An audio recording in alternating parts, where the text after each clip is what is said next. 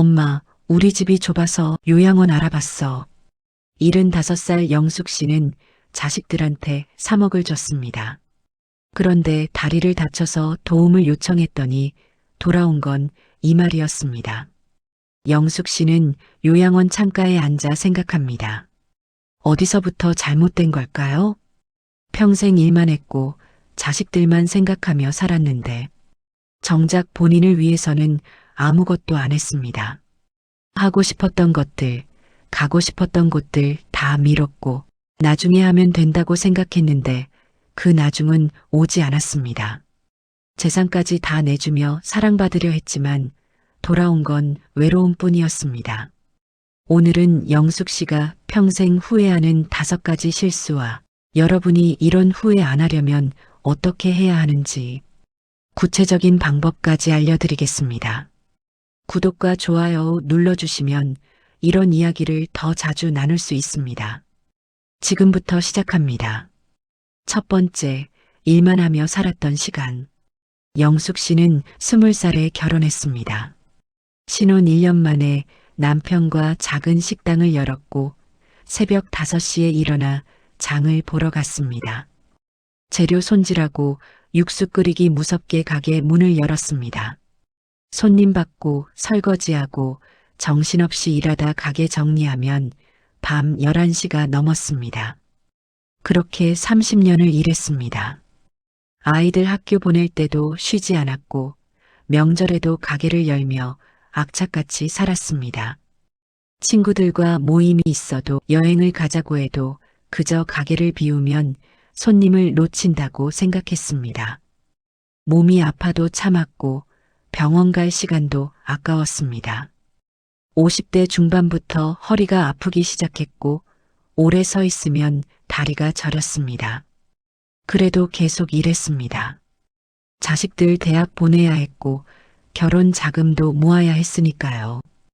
65이 되던 해 가게를 정리했고 이제 좀 쉬어야겠다고 생각했습니다.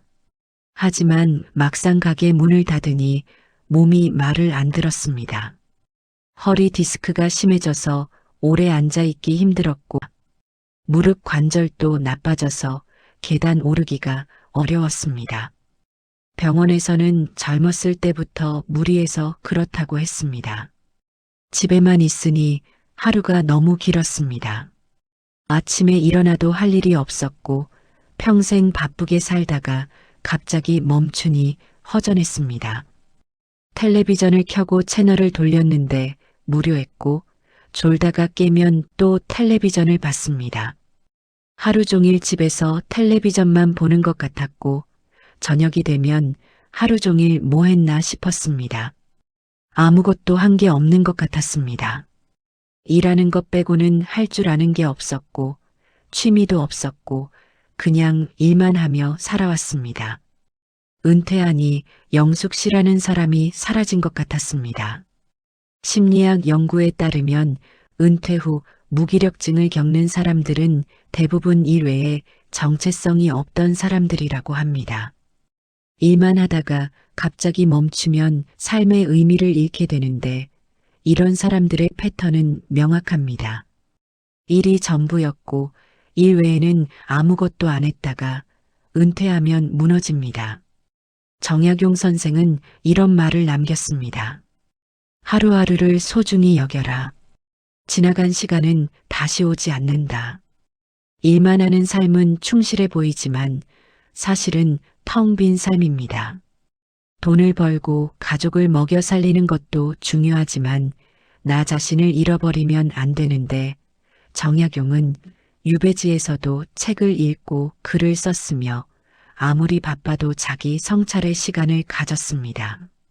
일만 하는 사람은 기계와 다를 바 없다. 사람은 생각하고 느끼고 배우는 존재다. 정약용은 균형 잡힌 삶을 강조했습니다. 일도 하되 배움도 있어야 하고 노동도 하되 휴식도 있어야 한다는 건데 한쪽만 치우치면 결국 무너진다는 거죠. 일 외에 즐거움을 찾아라. 일이 끝나면 남는 게 있어야 한다. 정약용은 일만 하는 삶을 경계했습니다. 일이 끝났을 때 남는 게 있어야 하는데 일만 하면 아무것도 안 남는다는 겁니다.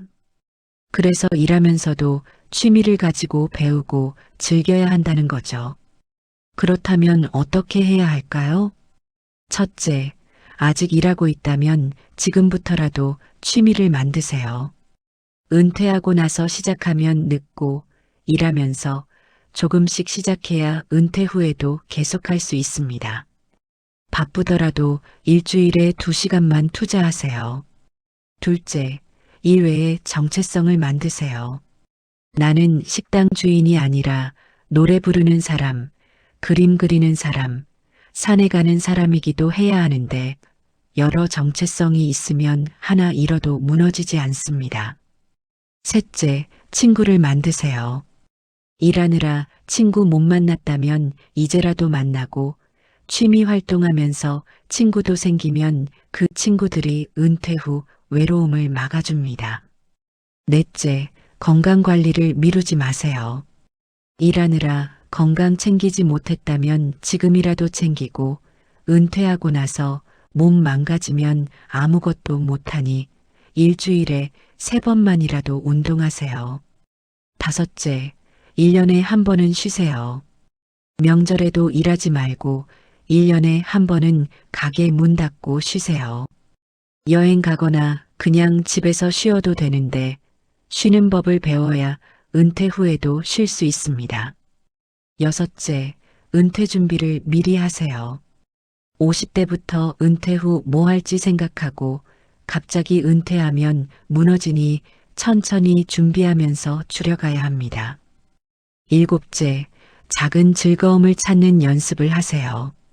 일 말고 다른 걸로 기쁨을 느껴보고 음악 듣기, 산책하기, 맛있는 거 먹기, 뭐든 좋습니다.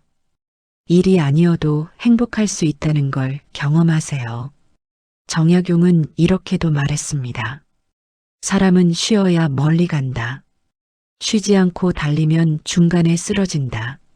일만 하는 삶은 마라톤을 전력 질주하는 것과 같아서 중간에 쓰러지는데 적절히 쉬면서 가야 끝까지 갑니다. 은퇴는 끝이 아니라 새로운 시작이다. 준비된 자만이 그 시작을 즐긴다. 정약용은 은퇴를 긍정적으로 봤습니다. 일에서 벗어나 진짜 내가 하고 싶은 걸 하는 시간이라는 건데 준비를 안 하면 그냥 무기력하게 보내게 됩니다. 영숙 씨는 이 사실을 너무 늦게 깨달았습니다. 요양원에 와서야 후회했지만요. 어느 날 복지관 선생님이 요양원에 찾아왔습니다. 프로그램 소개를 하러 왔는데 노래 교실이 있다고 했습니다. 영숙 씨는 망설였지만 신청했고 일주일에 한 번 복지관 버스가 요양원에 왔습니다. 노래 교실에 가서 일주일에 1시간씩 노래를 배웠는데 처음엔 음정도 박자도 안 맞았지만 석 달 지나니 제법 노래를 부를 수 있게 됐습니다. 노래 부르는 시간이 제일 행복했고 일만 하던 삶이 아쉬웠지만 지금이라도 시작한 게 다행이었습니다. 조금씩 달라지기 시작했습니다. 두 번째, 남의 눈치만 보며 산 인생. 노래를 배우면서 영숙 씨는 또 다른 후회가 떠올랐습니다. 젊었을 때 그림 그리는 걸 좋아했고 미술을 하고 싶었습니다. 하지만 형편이 되지 않았고 당장 먹고 사는 것도 빠듯한데 그림은 사치였기에 바로 포기했습니다. 결혼하고 남편과 식당을 하면서 새벽부터 밤늦게까지 일했고 아이들을 키우며 장사도 하고 혼자서 집안일도 해야 했습니다. 50대의 친구들이 한 달에 한 번씩 등산을 가는 모임을 만들자고 했고 영숙 씨도 동참하고 싶었습니다. 산에 가면 기분이 좋아질 것 같았지만 주말에는 장사하느라 시간이 없었고 가게 문을 닫을 수가 없었습니다. 주말이 장사가 제일 잘 됐고 게다가 집안일도 해야 했는데 여자가 산에 자주 다니면 집안일은 안 한다고 할 것 같았습니다. 시어머니 눈치도 봐야 했고 가족들 챙기느라 아이들 키우느라 자기 시간은 없었습니다. 결국 안 갔습니다. 몇 년 전에 동네 합창단 모집 공고를 봤습니다. 노래 부르는 걸 좋아했던 영숙 씨는 신청하고 싶었지만 또 망설여졌습니다. 그때는 장사가 제일 잘 됐고 돈도 잘 벌렸을 때입니다. 노래 배울 시간에 가게에 있는 게 나았고 그 시간이면 한 달에 몇십만 원은 더 벌 수 있겠다는 계산에 취미 생활보다는 현실이 더 중요했습니다. 자식들 대학 보내야 했고 결혼 자금도 모아야 했기에 합창단은 사치였습니다. 결국 이번에도 신청을 안 했습니다. 65에 가게를 정리하고 이제 좀 시간이 생겼습니다. 마트에서 장을 보다 우연히 문화센터에서 서예 수업이 있다는 전단을 보았습니다. 평생 한번 해보고 싶었던 서예였습니다. 이번엔 꼭 배워보고 싶었지만 막상 문의하려니 또 망설여졌습니다. 이제 와 이 나이에 뭘 배운다고 이러나 싶으면서 괜시레 주위 사람들이 서예 배우는 걸 아는 게 쑥스럽다는 생각도 들었습니다. 이른 나이에 서예 배운다고 하면 이상하게 생각할 것 같았고 손주를 봐주는 것도 아니면서 다른 사람들이 나보고 뭐하나 싶을 것 같았습니다. 몸도 불편한데 괜히 무리하는 거 아닌가 싶어서 결국 이번에도 포기했습니다. 그러다 요양원에 오게 됐고 여기서 옆방 할머니를 만났습니다. 할머니는 영숙 씨보다 2살 많았는데 수채화를 그리고 있었습니다. 요양원 복도에 할머니 그림이 걸려 있었고 예쁜 풍경화였습니다. 영숙 씨가 물었습니다. 언제부터 그림을 그렸냐고 말입니다. 할머니가 대답했습니다. 65살에 시작했다고 늦었다고 생각했지만 용기 내서 배웠다고 말입니다. 지금은 10년째 그리고 있고 그림 그리는 게 제일 행복하다고 했습니다. 영숙 씨는 부러웠고 자기도 그림을 그리고 싶었는데 못했다고 말했습니다. 할머니가 물었습니다. 왜 못했냐고, 뭐가 문제였냐고 말입니다. 영숙 씨는 젊었을 때는 형편이 안 돼서 중년엔 가족들 챙기느라 나이 들어서는 이 나이에 뭘 하냐며 쑥스러워서 못했다고 말했습니다. 할머니가 웃으며 사람들은 생각보다 남한테 관심이 없다고 했습니다. 그 말을 듣고는 영숙 씨는 깨달았습니다. 나는 평생 남의 눈치만 보며 살았다는 걸 말입니다. 가족들 눈치, 이웃 눈치, 세상 눈치를 보느라 정작 자기는 아무것도 못했습니다. 심리학 연구에 따르면 사람들은 스포트라이트 효과에 시달린다고 합니다. 실제로는 아무도 신경 쓰지 않는데 자기한테 모든 시선이 집중돼 있다고 착각하며 산다고요. 하고 싶은 게 있어도 가족들 챙기느라 못하고 돈 버는 게 우선이라 취미는 뒷전입니다. 대부분의 사람들이 나이 들어서 제일 후회하는 것들이 내가 하고 싶은 걸 시작도 못하고 평생 참고 살며 나중에 하면 되지 뭐하며 미루었던 거라고 합니다.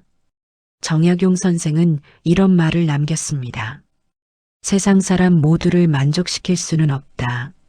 내 뜻을 굽히지 마라. 남들 눈치 보느라 내 인생 사는 건 어리석은 겁니다. 어차피 사람들은 만족시킬 수 없고 이렇게 해도 저렇게 해도 뭐라고 하니 그럼 내가 원하는 대로 사는 게 낫습니다.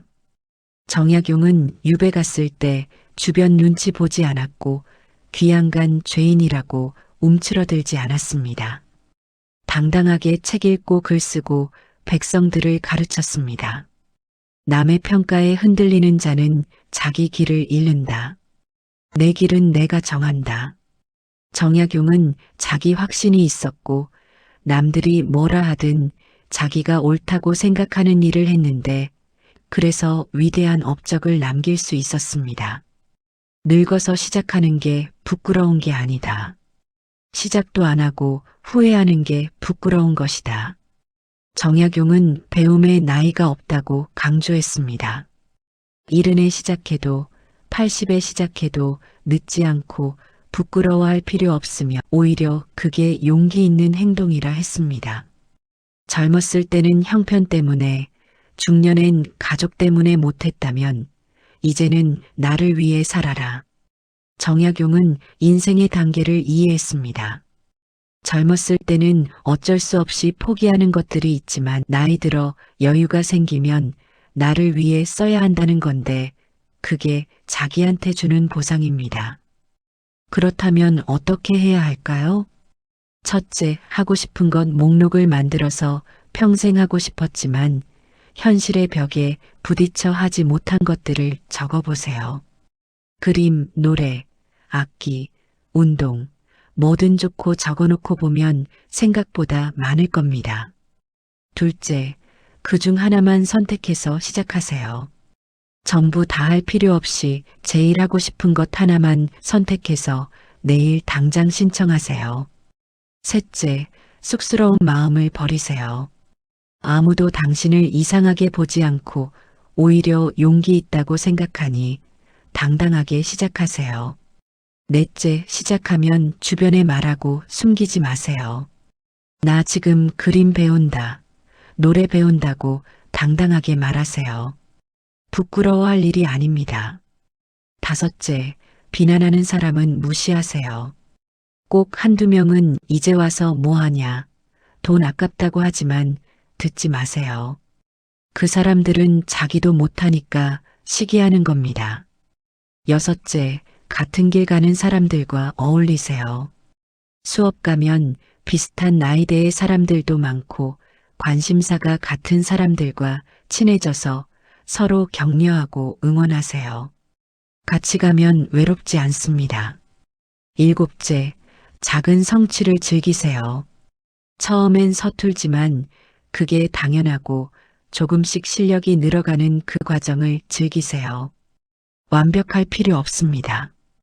여덟째, 1년 후 자기 모습을 상상하세요. 1년 후에도 지금처럼 아무것도 안 하고 있을 건지 아니면 새로운 취미 하나 갖고 있을 건지 선택은 지금 하는 겁니다. 정약용은 이렇게도 말했습니다. 후회는 하지 않은 것에서 온다. 했다가 실패한 것은 경험이지 후회가 아니다. 시작했다가 안 맞으면 그만두면 되고 그것도 경험인데 시작도 안 하면 평생 후회합니다. 사람들의 말은 바람과 같으며 지나가면 사라지지만 내 후회는 평생 남는다. 정약용은 타인의 말을 가볍게 여겼습니다. 어차피 시간 지나면 아무도 기억 안 하지만 내 후회는 평생 마음에 남습니다. 젊었을 때 못한 것을 나이 들어서라도 하라. 그게 자기한테 주는 선물이다. 정약용은 만회의 기회를 강조했습니다. 젊었을 때 형편상 가족 때문에 못했던 것들을 이제라도 하는 게 자기한테 주는 보상이라는 건데 늦었다고 생각하지 말고 시작하세요. 영숙 씨는 용기를 냈습니다. 요양원에서 미술 프로그램이 있다는 걸 알았고 수채화 수업이었습니다. 신청했는데 첫 수업 날 떨렸지만 옆방 할머니가 같이 가자고 했습니다. 붓을 잡았고 처음 그려본 그림이었습니다. 서툴렀지만 색이 번지는 게 신기했고 선생님이 잘한다고 칭찬했습니다. 영숙 씨는 75살에 처음으로 그림을 그렸고 평생 하고 싶었던 걸 시작했습니다. 늦었지만 행복했습니다. 세 번째, 고독을 두려워하는 사람들. 노래를 배우고 그림을 그리면서 영숙 씨는 조금씩 달라졌습니다. 하지만 여전히 외로웠고 밤이 되면 혼자라는 게 무서웠습니다. 남편은 5년 전에 세상을 떠났고 그때부터 혼자였습니다. 처음엔 남편이 곁에 없다는 게 많이 힘들었습니다. 아침에 일어나도 말 걸 사람이 없었고 밥 먹을 때도 혼자였습니다. 가게 일하던 시절엔 바빠서 외로울 틈이 없었지만 가게를 정리하고 나니 외로움이 밀려왔습니다. 적적한 마음에 자식들한테 자주 전화했는데 큰아들은 바쁘다며 짧게 끊었고 작은 딸도 애들 돌본다고 정신없다고 했습니다. 영숙 씨는 하루 종일 전화기만 바라봤고 자식들이 전화 오기만을 기다렸지만 전화는 오지 않았습니다. 동네 경로당에 가봤지만 거기도 사람들은 각자 친한 사람들끼리만 모여 있었고 낯설었습니다. 말 걸기가 어려워서 그냥 구석에 앉아 있다가 집에 왔고 집에 오니 더 외로웠습니다. 저녁 먹고 잠자리에 누우면 눈물이 났고 이렇게 혼자 늙어가는 게 슬펐습니다. 그래서 자식들한테 더 매달렸던 것 같습니다. 돈도 주고 재산도 나눠줬지만 결국 요양원에 오게 됐습니다. 요양원에 와서도 처음엔 외로웠습니다. 방에 혼자 있으면 눈물이 났고 자식들이 언제 올까 기다렸지만 오지 않았습니다. 그런데 노래 교실과 미술 수업을 하면서 조금씩 달라졌습니다. 같이 수업 듣는 사람들과 친해졌고 옆방 할머니는 좋은 친구가 됐습니다. 할머니가 일기 쓰기를 권했습니다. 처음엔 뭘 쓸지 몰랐지만 쓰기 시작하니 할 말이 많았는데 오늘 뭘 했는지 뭘 느꼈는지 적기 시작했습니다. 쓰다 보니 복잡했던 마음이 정리됐고 머릿속이 맑아지는 느낌이었습니다. 매일 저녁 일기 쓰는 게 습관이 됐습니다. 요양원에서 음악 감상 시간도 있었습니다. 옛날 노래를 들으며 추억에 잠기며 젊었을 때 남편과 춤추던 기억도 났습니다. 슬프기도 했지만 따뜻한 기억이었고 음악이 위로가 됐습니다. 날씨 좋은 날엔 요양원 정원을 산책했습니다. 매일 오전에 30분씩 걷는데 처음엔 다리가 아파서 힘들었지만 점점 익숙해졌습니다. 걷다 보면 생각이 정리됐고 그동안 지나치며 보지 못한 꽃들이며 나무, 구름들이 눈에 들어왔습니다. 참 예뻤습니다. 그리고 우울한 기분이 조금씩 나아졌습니다. 석 달쯤 지나니 영숙 씨는 변했습니다. 여전히 혼자 사는 건 같았지만 외롭지 않았고 일기 쓰고 음악 듣고 산책하는 시간이 소중했습니다. 이제 자식들 전화는 기다리지 않았고 한 달에 한 번 통화하면 됐습니다. 더 이상 매달리지 않았습니다. 심리학 연구에 따르면 외로움과 고독은 다르다고 합니다. 외로움은 사람이 그리운 감정이고 고독은 혼자 있는 상태인데 고독 속에서도 외롭지 않을 수 있습니다.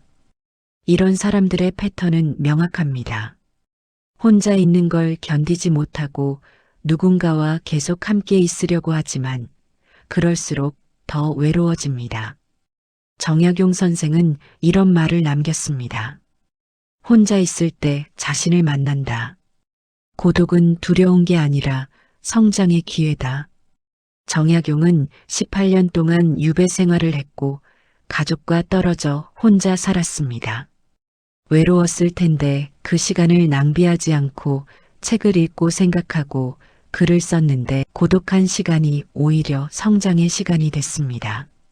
사람은 홀로 있을 때 진짜 자기를 마주한다. 두려워하지 말고 그 시간을 즐겨라. 정약용은 고독을 긍정적으로 받고 혼자 있는 시간에 자기 내면을 들여다볼 수 있다고 했습니다. 그 시간이 없으면 자기가 누군지 모른다는 겁니다. 독서는 고독한 사람의 가장 좋은 친구다. 책 속에서 수많은 사람을 만난다. 정약용은 유배지에서 책을 많이 읽었고 책을 통해 저자와 대화했다고 합니다. 물리적으로는 혼자였지만 정신적으로는 혼자가 아니었습니다. 글을 쓰는 것은 자기와 대화하는 것이다. 복잡한 마음을 정리하고 위로받을 수 있다. 정약용은 500권이 넘는 책을 썼는데 글 쓰는 게 곧 자기 치유였고 생각을 글로 정리하면서 마음이 평온해졌습니다. 그렇다면 우리도 어떻게 해야 할까요? 구체적인 방법을 알려드리겠습니다. 첫째, 고독을 받아들이세요. 혼자 있는 게 나쁜 게 아니라 자연스러운 건데 두려워하지 말고 익숙해지면 편안해집니다. 둘째, 책을 읽으세요. 도서관 가서 책 한 권 빌려서 처음엔 얇은 책부터 시작하고 하루 10페이지만 읽어도 되니 책 속에서 새로운 세상을 만나세요. 셋째, 일기를 쓰세요. 거창하게 쓸 필요 없이 오늘 뭐 했는지 무슨 생각했는지만 적으면 되고 두세 줄이라도 괜찮으니 쓰다 보면 마음이 정리됩니다. 넷째, 음악을 들으세요. 좋아하는 노래 틀어놓고 옛날 노래도 좋고 클래식도 좋으니 음악에 몸을 맡기면 위로가 됩니다. 다섯째, 매일 산책하세요. 30분만이라도 걸으면서 스마트폰 보지 말고 주변을 둘러보면 생각이 정리됩니다. 여섯째, 몸을 따뜻하게 하세요. 목욕이나 사우나 가면 몸이 따뜻해지고 마음도 포근해지는데 혈액순환도 좋아지고 기분도 나아집니다. 일곱째, 같은 처지 사람들과 만나세요. 복지관이나 경로당 프로그램에 참여해서 혼자 사는 사람들끼리 모임 만들면 서로 이해하고 위로할 수 있습니다. 여덟째, 작은 즐거움을 찾으세요. 꽃이 피는 것, 새가 우는 소리, 맛있는 음식처럼 일상의 작은 것들에서 기쁨을 찾으면 혼자여도 행복할 수 있습니다. 정약용은 이렇게도 말했습니다. 사람은 결국 혼자 태어나고 혼자 죽는다. 혼자 있는 시간을 두려워 말라.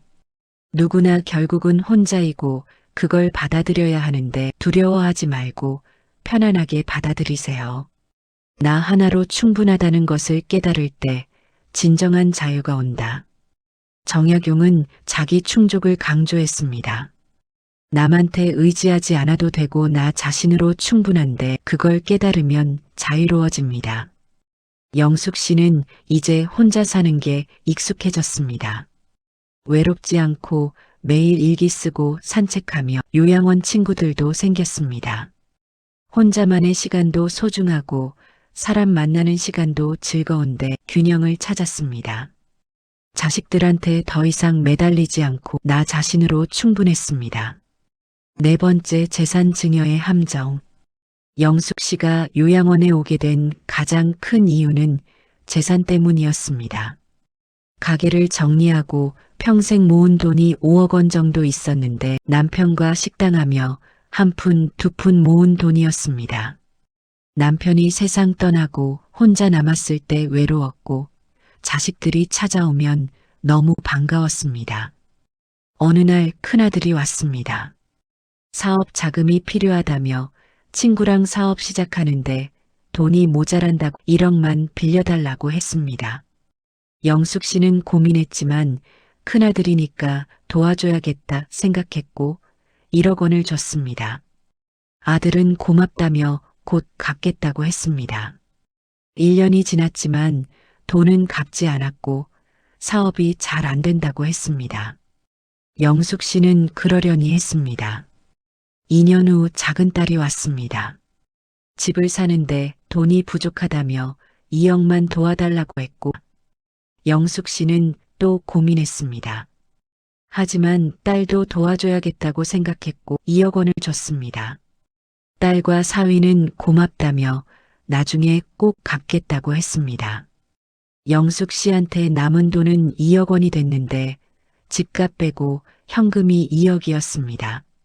자식들은 처음 몇 달은 자주 왔고 고맙다고 문자도 보내고 전화도 했습니다. 하지만 시간이 지나자 연락이 뜸해졌고 한 달에 한 번 보던 게 두세 달에 한 번이 됐습니다. 나중엔 계절이 바뀌어도 한 번도 안 왔습니다. 영숙 씨가 전화하면 바쁘다고 했고 명절에도 바쁘다며 안 온 적도 있었습니다. 영숙 씨는 외로웠는데 남은 노후 자금까지도 줬는데 자식들이 안 오니 섭섭했습니다. 일흔이 되던 해몸이 아팠고 병원에 가야 하는데 혼자서는 이동이 힘들었습니다.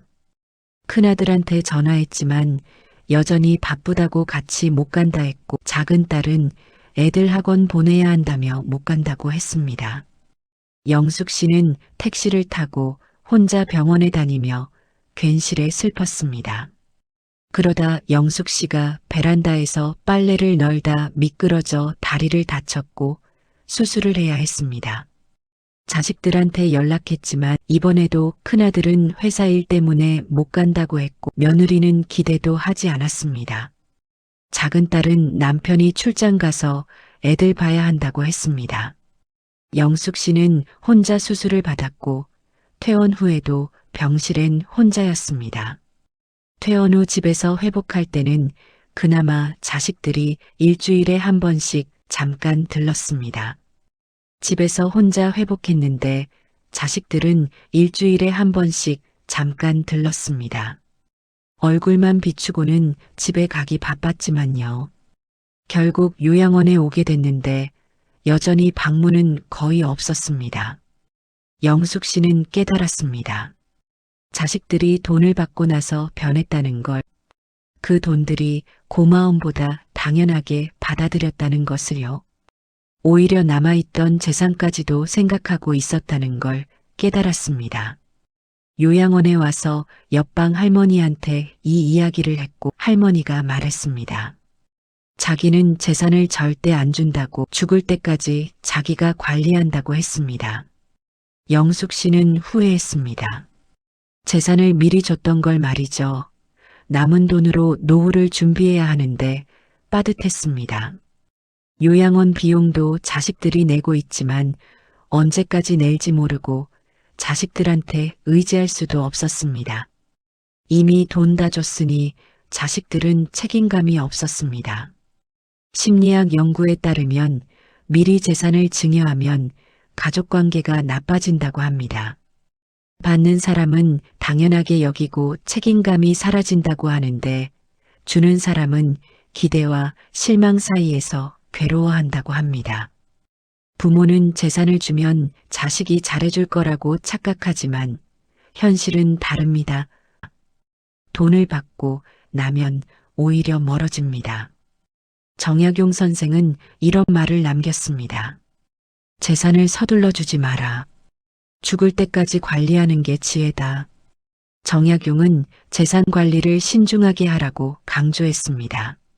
자식한테 미리 주면 노후가 불안해진다고 했고 끝까지 자기가 관리해야 한다고 했습니다. 부모가 가진 것이 있어야 자식이 찾아온다. 슬픈 현실이지만 사실이다. 정약용은 현실을 냉정하게 봤습니다. 재산이 있어야 자식들이 부모를 챙긴다는 건데 다 주고 나면 관심이 사라진다는 걸 알았습니다. 이런 말이 있습니다. 리어 왕의 실수를 반복하지 마라.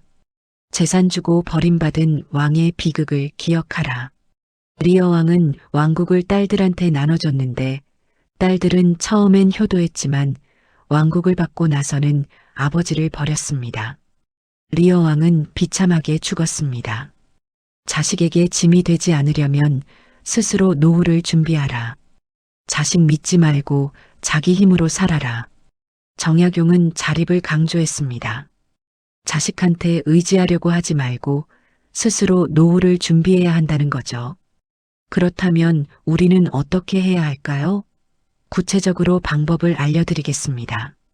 첫째, 재산 증여를 서둘러 하지 마세요. 자식이 돈 달라고 해도 신중하게 생각하고 정말 필요한지 갚을 수 있는지 따져보세요. 함부로 주지 마세요. 둘째, 노후 자금은 절대 건드리지 마세요. 요양원비, 병원비, 생활비를 잘 계산하고 그 돈은 절대 안 쓰는 돈이니 자식이 아무리 졸라도 안 줘야 합니다. 셋째, 빌려주는 돈은 돌아오지 않는다고 생각하세요. 자식한테 빌려주면 안 갚으니 그냥 주는 거라고 생각하고 못 받아도 괜찮은 돈만 주세요. 넷째, 조건을 분명히 하세요. 빌려주면 언제까지 갚을지 정하고 이자를 받을지 말지도 정하세요. 말로만 하지 말고 문서로 남기세요. 다섯째, 집은 끝까지 본인 명의로 두세요. 자식 명의로 바꾸지 말고 집 팔아서 요양원 갈 수도 있으니 자기 재산은 자기가 관리하세요. 여섯째, 연금이나 보험을 활용하세요. 매달 나오는 연금이 있으면 안정적이고 목돈보다 월급처럼 나오는 게 나은데 자식한테 의지 안 해도 됩니다. 일곱째, 자식과 경제적으로 독립하세요. 자식 생활비 대주지 말고 손주 학원비 대주지 마세요. 각자 자기 돈으로 살아야 합니다. 여덟째, 재산 계획을 미리 세우세요. 유언장 작성하고 사후에 어떻게 나눌지 정하세요. 살아있을 때 다 주지 마세요. 정약용은 이렇게도 말했습니다. 재산이 있어야 존중받는다. 슬프지만 이게 인간 본성이다. 자식도 마찬가지입니다. 부모한테 재산이 있으면 찾아오는데 없으면 소홀해지고 이게 현실입니다. 베풀매는 한계가 있어야 한다. 무조건 주는 건 사랑이 아니라 어리석음이다. 정약용은 분별 있는 베풀물 강조했습니다. 자식이라고 무조건 주면 안 되고 선을 지켜야 합니다. 영숙 씨는 이제 후회해도 소용없다는 걸 알았습니다. 이미 돈을 다 줬고 남은 돈으로 알뜰하게 살아야 했습니다. 자식들한테 기대하지 않고 혼자 힘으로 살기로 했는데 요양원 친구들이 있고 노래도 부르고 그림도 그렸습니다. 자식들이 안 와도 괜찮았고 나 자신으로 충분했습니다. 다섯 번째, 사소한 일에 화내는 습관. 영숙 씨가 요양원에 처음 왔을 때는 화가 많았습니다. 작은 일에도 짜증이 났고 요양보호사가 밥을 늦게 가져와도 화를 냈습니다. 다른 어르신이 시끄럽게 떠들면 소리를 질렀고 약 먹는 시간을 잊어버려도 화를 냈습니다. 요양원 직원들이 영숙 씨를 피하기 시작했고 다른 어르신들도 영숙 씨와 말하기 싫어했습니다. 자식들에게 전화 오면 짜증부터 냈는데 왜 안 오냐고 바쁘면 시간 내라고 소리를 질렀습니다. 큰아들이 한 달 만에 찾아왔을 때도 화를 냈고 왜 이제 오냐고 소리 질렀습니다. 아들이 미안하다고 했지만 영숙 씨는 계속 화를 냈고 아들은 30분도 안 있다가 갔습니다. 그 후로 2달 동안 안 왔습니다. 영숙 씨도 알고 있었습니다. 자기가 요즘 이상하다는 거려 하지만 화가 나는 걸 어쩔 수 없었습니다. 참으려고 해도 자꾸 터져나왔습니다. 어느 날 요양원 원장이 영숙 씨를 불렀습니다. 상담을 권했고 요양원에 상담 선생님이 있다고 했습니다. 영숙 씨는 처음엔 거절했지만 원장이 부탁했고 결국 상담을 받기로 했습니다. 상담 선생님이 말했습니다. 노인성화 증후군일 수 있다고, 나이 들면 뇌에서 감정 조절이 어려워진다고 했습니다. 그래서 작은 일에도 화가 난다고 했습니다. 하지만 노력하면 좋아질 수 있다고 했습니다. 선생님이 방법을 알려줬습니다. 화날 때 잠깐 멈추고 숨 쉬라고 10가지 세라고 했습니다. 그럼 화가 가라앉는다고요. 영숙 씨는 실천하기로 했습니다. 다음에 화날 일이 생겼는데 요양보호사가 물을 잘못 가져왔습니다. 미지근한 물을 달라고 했는데 차가운 물을 가져온 겁니다. 영숙 씨는 화가 치밀었지만 잠깐 멈췄고 숨을 깊이 쉬었습니다. 1, 2, 3, 10가지 셌는데 화가 조금 가라앉았습니다. 조용히 말했습니다. 물이 차가운 것 같다고 미지근한 물을 다시 가져다 달라고 했습니다. 보호사가 미안하다며 다시 가져왔고 영숙 씨는 소리 지르지 않았습니다. 뿌듯했습니다. 옆방 할머니가 이 모습을 보고 칭찬했고 영숙 씨가 많이 달라졌다고 했습니다. 영숙 씨는 계속 연습했습니다. 화날 때마다 멈추고 숨쉬고 10가지 세었는데 점점 쉬워졌습니다. 한 달쯤 지나니 화내는 횟수가 크게 줄었고 직원들도 영숙 씨한테 다시 친절하게 대했습니다. 다른 어르신들도 영숙 씨와 이야기하기 시작했습니다. 큰아들한테 전화했고 미안하다고 말했습니다. 그동안 화를 많이 내서 미안하다고 노력하고 있다고 했습니다. 아들은 놀라는 기색이었습니다. 어머니가 사과하는 건 처음이었기 때문입니다. 아들은 고맙다고 했고 주말에 가겠다고 했습니다. 영숙 씨는 마음이 가벼워졌고 사과하는 게 이렇게 편한 줄 몰랐습니다. 심리학 연구에 따르면 노인성화 증후군은 치료할 수 있다고 합니다.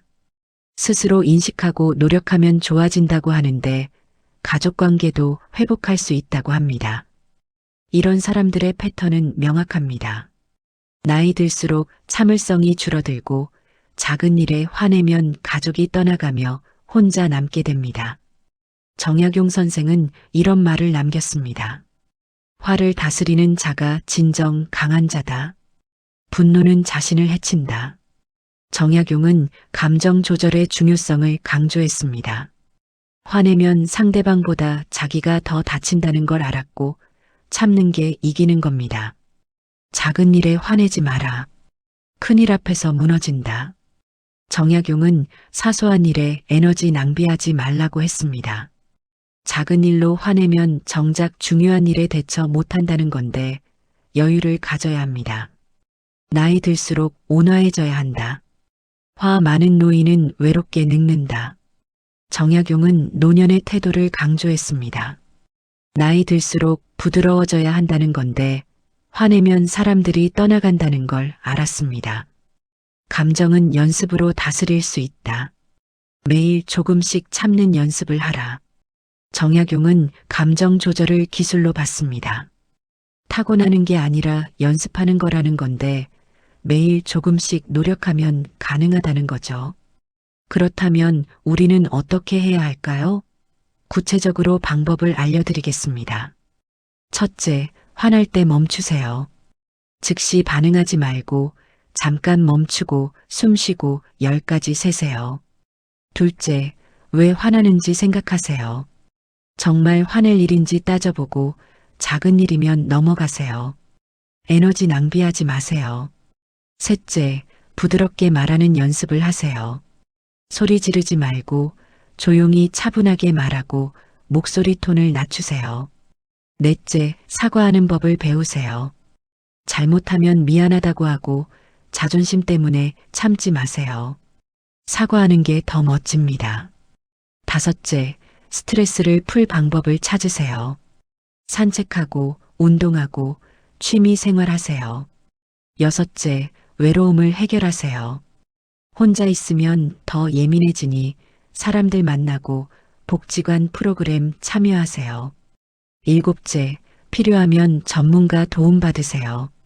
병원 가고 상담받고 약물 치료도 도움됩니다.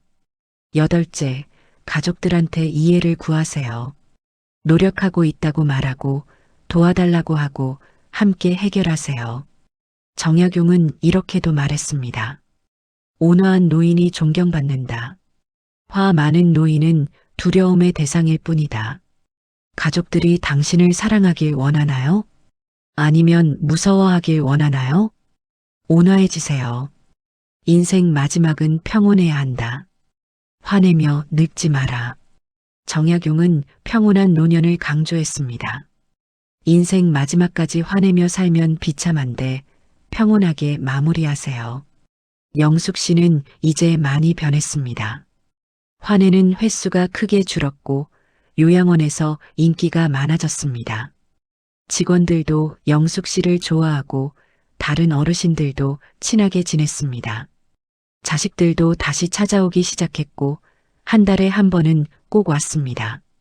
영숙 씨는 행복했고 온화한 할머니가 됐습니다. 영숙 씨는 요양원 창가에 앉아 있습니다. 1년 전과 똑같은 자리지만 마음은 완전히 달라졌습니다. 1년 전에는 후회와 외로움뿐이었는데 지금은 평온하고 행복합니다. 노래를 배웠고 그림을 그렸고 고독을 받아들였습니다. 재산을 잃은 건 후회하지만 남은 인생을 포기하지 않았고 화내는 습관을 고쳤습니다. 정약용 선생이 말했습니다. 늦었다고 생각할 때가 가장 빠르다. 영숙 씨는 75살에 시작했는데 늦었다고 생각했지만 전혀 늦지 않았습니다. 1년 만에 완전히 다른 사람이 됐습니다. 오늘 아침 큰아들이 전화했습니다. 주말에 손주들 데리고 가겠다고 할머니 그림이 보고 싶다고 했습니다. 영숙 씨는 웃으며 기다리겠다고 했습니다. 예전처럼 재촉하지 않았고 오면 반갑게 맞이하고 안 오면 괜찮았습니다. 나 자신으로 충분했으니까요. 정약용은 평생 한 가지를 강조했습니다. 스스로를 천하게 여기는 자를 남이 어찌 귀하게 여기겠는가. 당신이 당신을 귀하게 여겨야 합니다. 그게 시작입니다. 일만 하지 마세요. 나를 위한 시간을 만드세요. 눈치 보지 마세요. 하고 싶은 거 하세요. 고독을 두려워하지 마세요. 혼자만의 시간을 즐기세요. 재산은 끝까지 지키세요. 자식한테 미리 다 주지 마세요. 화내지 마세요. 온화하게 늙으세요. 오늘 하루를 어떻게 보냈는지가 인생을 결정한다. 매일이 중요합니다. 오늘부터 시작하세요. 1시간만 나를 위해 쓰세요. 하나만 배우세요. 한 번만 산책하세요. 작은 것부터 시작하면 됩니다.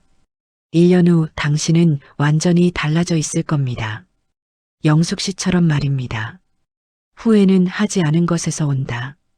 시작했다가 실패한 건 경험입니다. 시작도 안 한 건 후회입니다. 지금 시작하세요. 영숙 씨는 창밖을 봅니다. 봄이 왔고 꽃이 피었습니다. 예쁩니다. 작은 것들이 눈에 들어옵니다. 1년 전에는 보이지 않았던 것들이 보입니다. 행복은 멀리 있지 않았습니다. 바로 여기, 지금, 이 순간에 있었습니다. 당신도 찾을 수 있습니다. 나이 들어도 행복할 수 있습니다. 혼자서도 충분히 잘 살 수 있습니다. 당신은 할 수 있습니다. 지금 시작하세요.